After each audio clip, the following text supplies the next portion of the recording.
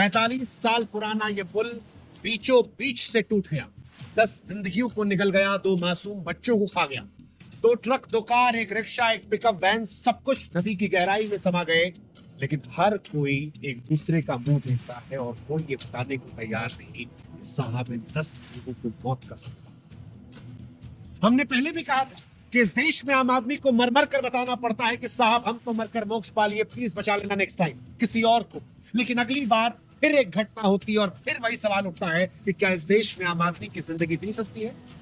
अगर सस्ती ना होती तो अप्रैल 2025 में एक गुजराती पत्रकार ने जब दुनिया को ये चीख चीख कर बताया था कि इस ब्रिज में दरार है और ये टूट जाएगा, तो उस वक्त सरकारों ने अपने कान में जो रीढ़ ठूसी थी, जो आंखों पर काली पट्टी बांधी थी, वो शायद हटा दी होती तो आज जनता मौत के रास्ते पर धकेली ना।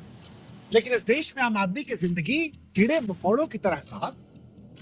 हर बार एक त्रासदी आती है, एक आंकड़ा आता है, एक जांच कमेटी आती है जो कागजों पर दौड़ती है, दोषियों को लेकर कुछ खाना पूर्ति कर जा देती है, कहा जाता है जांच जारी है, और जब तक ये जांच खत्म होती है हम और आप भूल जाते हैं, हम और आप किसी अगली घटना कर जाते हैं। इस देश में जब कोई पुल टूटता है तो सिर्फ सीमेंट और सरिया नहीं चूर चूर होता।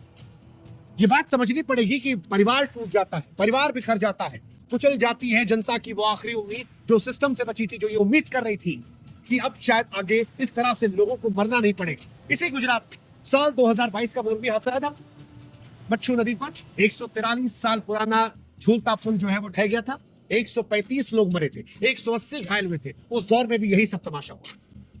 ऐसे ही बड़े बड़े वादे किए गए थे, ऐसे ही जांच का ढोंग किया गया था, और नतीजा वही लापरवाही, भ्रष्टाचार हर बार होता है और हर बार और लोग नहीं चाहते कि सवाल पूछे जाए, कि सवाल पूछेंगे तो कोई ना कोई गाली देने चला आता है। हमारे वाले से सवाल ये नहीं है कि ये पुल क्यों टूटा, सवाल ये है कि आखिर ये सिस्टम कब तक टूटता रहेगा, कब तक जनता की जान जो है वो यूं ही भ्रष्टाचार की भेंट चढ़ती रहेगी, और कब तक इस देश की सरकारें अपनी जिम्मेदारी से मुंह फेर लेंगी। याद रखिए, जो एक बार हो उसे हादसा कहते हैं, जो बार बार हो उसे अपराध कहते हैं, और ये अपराध हुआ है। अपराध चाहे वो मोरबी ब्रिज पर हुआ हो या फिर इस गंभीरा ब्रिज पर, हर बार एक ही स्क्रिप्ट आता है, निर्माण होता है, फिर ताला, फिर दिखावे में मरम्मत की जाती है, फिर कोई मर जाता है, फिर मीडिया आती है, वो चीखती है, चिल्लाती है, सरकार पर दबाव बनता है, सरकार जांच का नाटक करती है, और थोड़े दिन में सब भूल जाते हैं। फिर मैं कह रहा हूं कि ये आखिरी नहीं है, और इसलिए आज सवाल पूछिए कि अभी इस देश में कितने पुल और गिरेंगे? कब तक आम आदमी भ्रष्टाचार की भेंट चढ़ता रहेगा? कब तक सरकारें जिम्मेदारी से चेहरा छिपाकर बच निकलेंगी?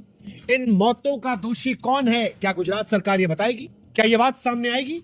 क्योंकि इस देश में लोगों को ये तो पता है कि 15 साल पुरानी गाड़ी नहीं चल सकती, लेकिन सरकारें जर्जर हो, पुल कमजोर हो, तो भ्रष्टाचार के जरिए वो सालों साल चलते रहे। इस देश में कोई पुल टूटता है तो सिर्फ सीमेंट सरिया चूर चूर नहीं होता। मैं फिर कह रहा हूं, ये बताना पड़ेगा कि जो परिवार टूटे हैं उनका जिम्मेदार कौन है, इनकी मौत के लिए दोषी कौन है, जिसने इन्हें मारा। बहुत शर्म से कहना पड़ रहा है कि अंग्रेजों ने हमारे यहाँ 200 साल